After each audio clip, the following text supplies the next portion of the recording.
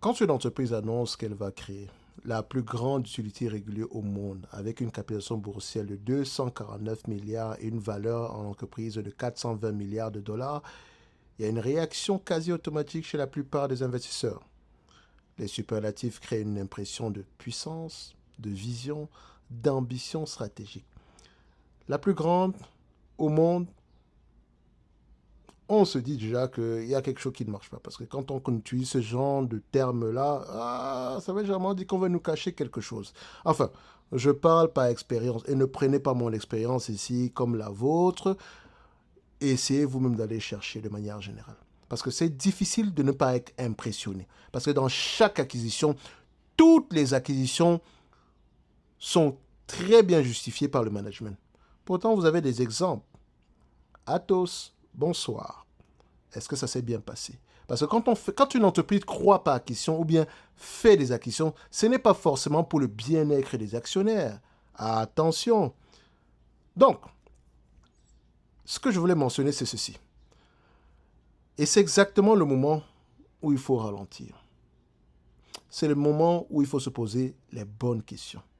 Parce que la taille d'une transaction ne dit rien sur sa capacité à créer de la valeur. Ce n'est pas parce qu'une entreprise va acheter une autre qui génère 7 milliards de chiffre d'affaires avec elle génère 100 millions que c'est forcément bien. Non. Parce que et la fusion proposée entre Nexera Energy et Dominion Energy est un cas d'école de la différence entre ces deux choses. Et c'est ça qu'on va parler, enfin, c'est cet élément qu'on va avoir tendance à discuter en date d'aujourd'hui. Commençons par comprendre qui sont ces entreprises et pourquoi cette transaction a une logique apparente. Je dis bien a une logique apparente. Nexera Energy est déjà la plus grande utilité américaine par capitalisation boursière. C'est important. Ce n'est pas la plus grande utility par rapport au nombre de personnes desservies, etc. C'est la plus grande utility par capitalisation boursière. Son modèle repose sur deux piliers. Florida Power and Light, sa filiale d'électricité régulée. Et le terme régulé est important. Très lié à la Floride, parce que si on parle de Florida, Florida c'est la Floride, ok? Et Nexera Energy Resources, le plus grand producteur d'énergie renouvelable au monde. Je répète, c'est le plus grand producteur d'énergie renouvelable au monde. NEE a construit sa réputation sur une capacité rare dans le secteur des utilities, croître de façon prévisible et régulière dans un secteur traditionnellement statique en combinant la stabilité des revenus régulés avec la croissance des énergies renouvelables. Pour faire simple, c'est combiner la stabilité des revenus régulés avec la stabilité des revenus non régulés, mais plus concentrés en énergie renouvelable.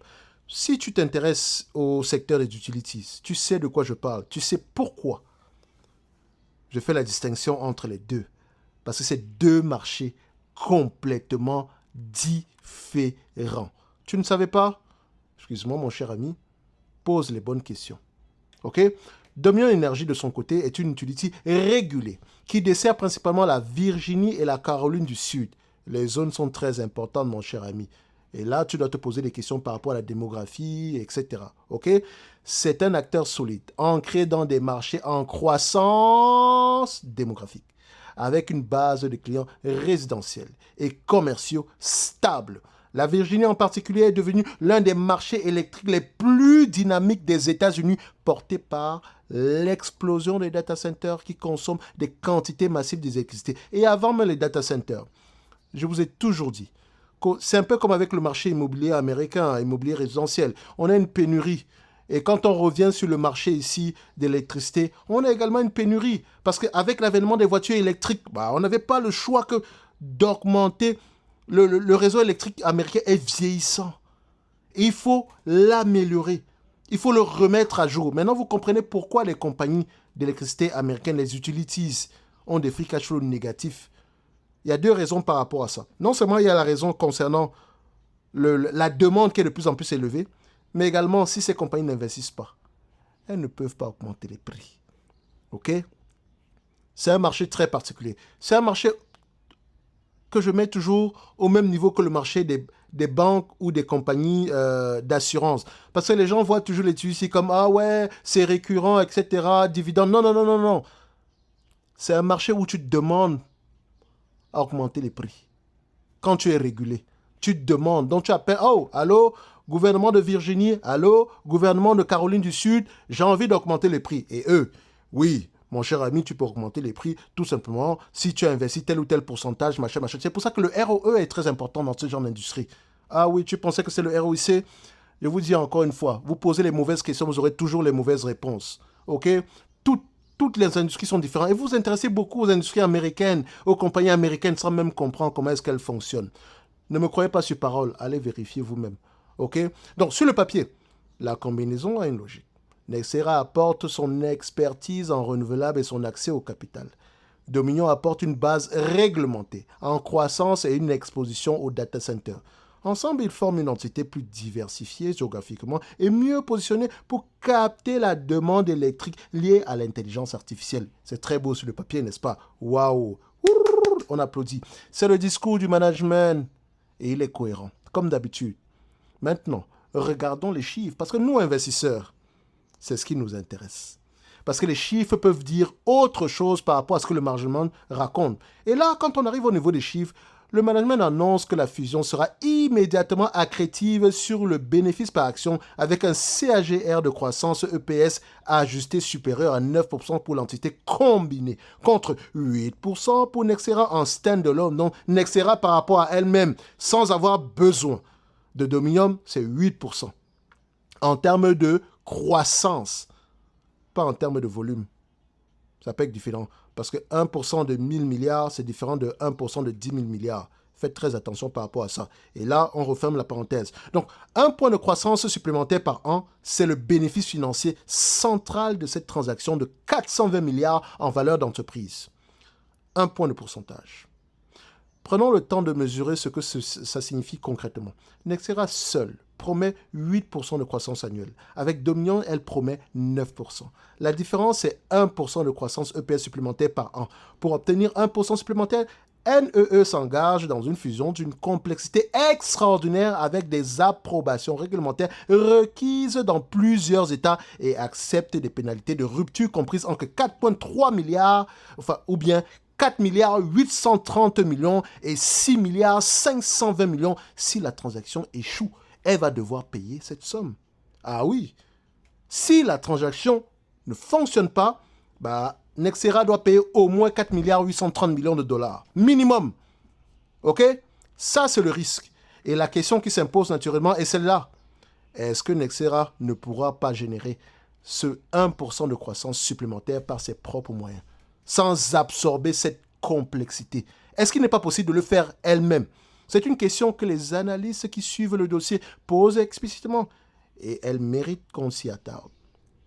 NEE a une capacité démontrée à déployer du capital efficacement dans les renouvelables. Son pipeline de projets est l'un des plus importants du secteur. Sa structure de financement lui permet d'accéder au capital à des conditions favorables. Dans un environnement où la demande électrique liée au data center et à l'électrification des transports crée des opportunités de croissance organique massive. J'ai bien parlé d'organique massive. Donc ce n'est pas une affaire de data center. C'est une situation structurelle. C'est la raison pour laquelle ces compagnies investissent depuis plusieurs années. Parce que la demande est toujours de plus en plus élevée. Et elle sera de plus en plus élevée. Donc l'argument selon lequel une fusion complexe est nécessaire pour gratter un point de CAGR supplémentaire est loin d'être évident.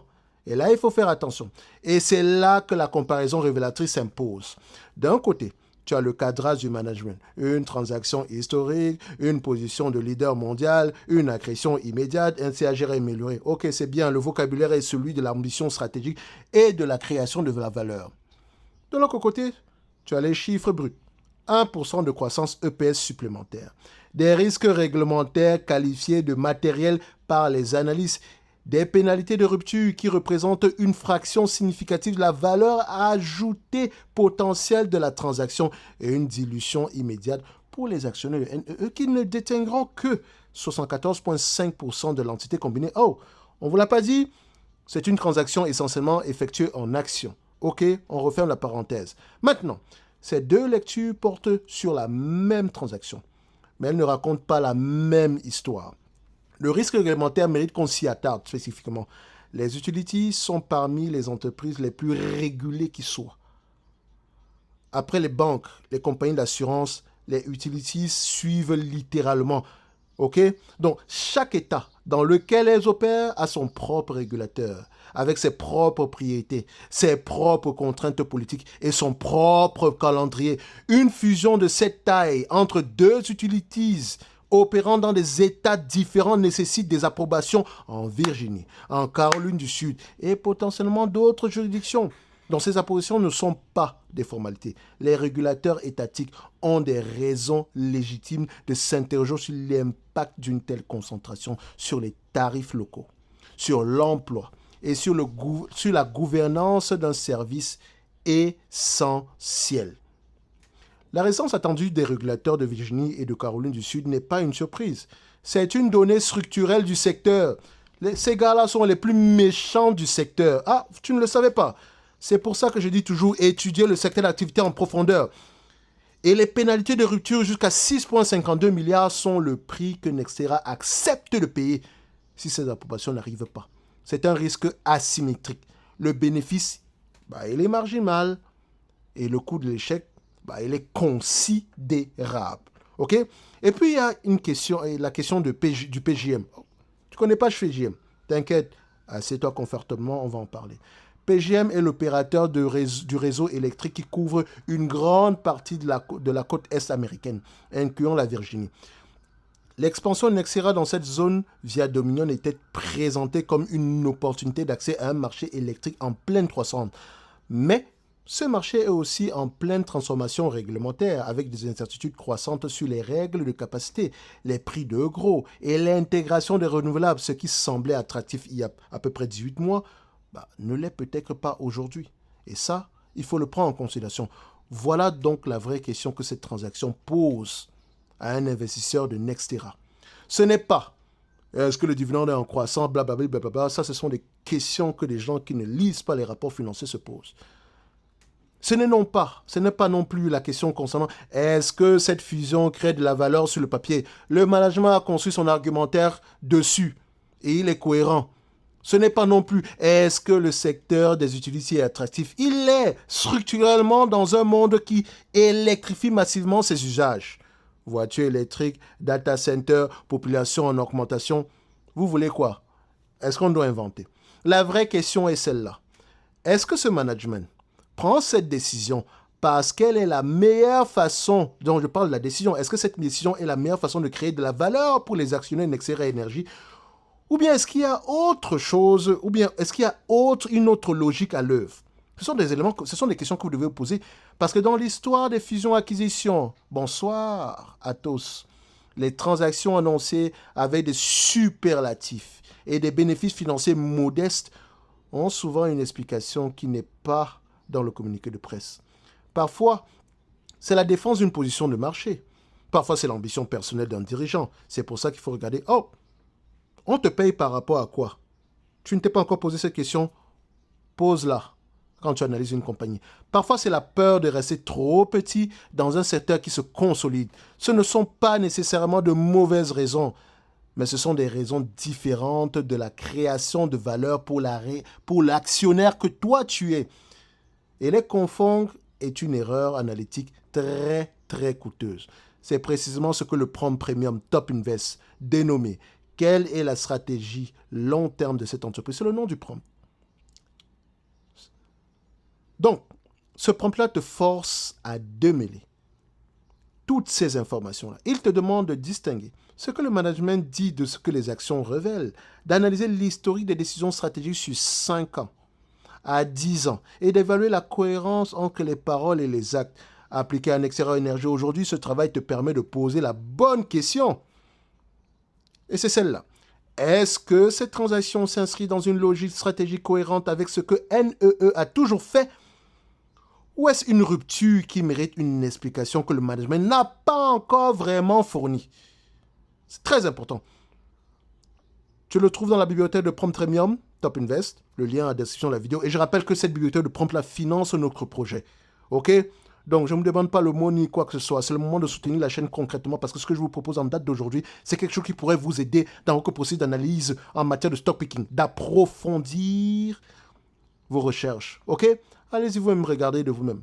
OK? So, parce qu'en investissement, les plus grandes transactions sont rarement les meilleures. Ce n'est pas parce que je fais une acquisition que c'est forcément une bonne chose. Et la taille d'une ambition ne se suit jamais à la rigueur d'une analyse. OK, oh, à une époque, quand Facebook payait 1 milliard pour Instagram, tout le monde pensait que, oh, c'est cher payé. OK?